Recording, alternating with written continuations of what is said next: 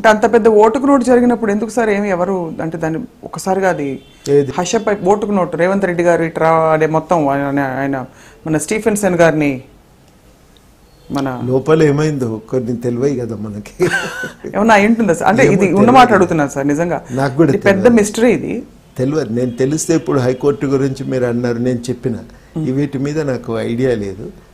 కానీ ఒక చర్చ అయితే బయట ఉంది దీనిపైన, ఎందుకు ఇట్లా సడన్గా కేసు ఆగిపోయింది అని అందరూ అంటారు. బట్ మీతో ఎప్పుడు మాట్లాడినా సార్ నిజంగా ఫస్ట్ మైండ్ ఓపెన్ అవుతుంది, ఓహో ఇంత ఉంది కదా మనకి పని చేయాల్సింది అని చెప్పి ప్రతిసారి. అదే మేమందరం కూడా ఆలోచిస్తున్నాం, దానికోసమే బాగా దృష్టి పెట్టాలి పని చేయాలని. కానీ చాలామంది అనుకుంటుంటారు బయట ఒక్కొక్కసారి కొంతమంది ఒత్తిళ్లకు లోనై అంటుంటారు, ఏదో అనాలోచితంగా మాట్లాడుతున్నామని. మేమందరికీ కూడా ఇప్పుడు మల్లన్న సాగర్ విషయంలో మేమందరికీ కూడా ఏమంటున్నామంటే, ఒక ప్రాజెక్టు 10-12 వేల కోట్లతో కడుతున్నప్పుడు దానికి ఒక ప్రణాళిక సక్రమంగా వేసుకోవాలి. ప్రణాళిక వేసేటప్పుడు ఏమవుతుందంటే, మన బడ్జెట్ ఎంత, మనకింత అవసరమా, ఎంతలో మన అవసరాలను తీర్చుకోవచ్చు అని నిర్ణయానికి రాగలుగుతాం. అట్లాంటి ఒక ప్లానింగ్ వేసి వీలైనంత ముంపు తగ్గించడానికి ప్రత్యామ్నాయాలు ఉంటే వెతికి దాన్ని నిర్మాణం చేయాలని కోరుతున్నాం. ముంపుకు గురయ్యేటోడు సర్వస్వం కోల్పోతున్నాడు. మనం అక్కడ మేము పోయినప్పుడు మహిళల రోదన విన్నాం. మేము మాకే ఒక్కొక్కసారి మొత్తంగా చెలించిపోయినాం. ఒక్కొక్కసారి ఆ రోజు ఊళ్ళో పోయినప్పుడు మాత్రం ఒక్కసారి మాత్రం మొత్తంగా నిస్సహాయులం అయిపోయి ఇట్లా ఒక చిన్న కాగితం ముక్కలాగా గాలిలో ఎగిరిపోతున్నట్టు అనిపించింది. అరే ఇంత దాన్ని మనం ఏం చేయలేమా అని అనిపించింది. అంటే అట్లాంటి ఒక వేదన మాత్రం ఆ రోజు మేము అందరం కూడా గురైనాం. మేము కోరేది ఏంటంటే, ఒక అభివృద్ధి కోసం ఇంకొక మనిషిని మనం అంతగా బాధ పెట్టకూడదు, దానికి ప్రత్యామ్నాయాలు ఆలోచించమని అందరం కూడా కోరుతున్నాం.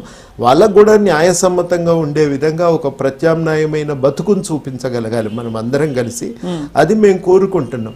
ఇక దీన్ని విషయాలు చెప్పిన వాటిని చర్చ చేయవచ్చు, అభ్యంతరం లేదు. కానీ ఇది అభివృద్ధికి అడ్డం పడుతున్నారు, మీరు ప్రాజెక్టులు ఎందుకు కట్టనిస్తలేరు, ఎవ్వరం కూడా అట్లాంటి పని చేయట్లేదు. మేమందరం కోరేది, ఇప్పుడు ఈ ఇల్లు కట్టుకుంటే మేము 10 సార్లు ప్లాన్లు వేసుకొని ఇంజనీర్ని ఇంకేమన్నా తగ్గించవచ్చా, మా బడ్జెట్కి ఇంతే ఉందని 100 సార్లు అడిగి ఇల్లు ప్లాన్ చేసుకున్నాం. ఎవరమైనా అంతే చేసుకుంటాం కదా.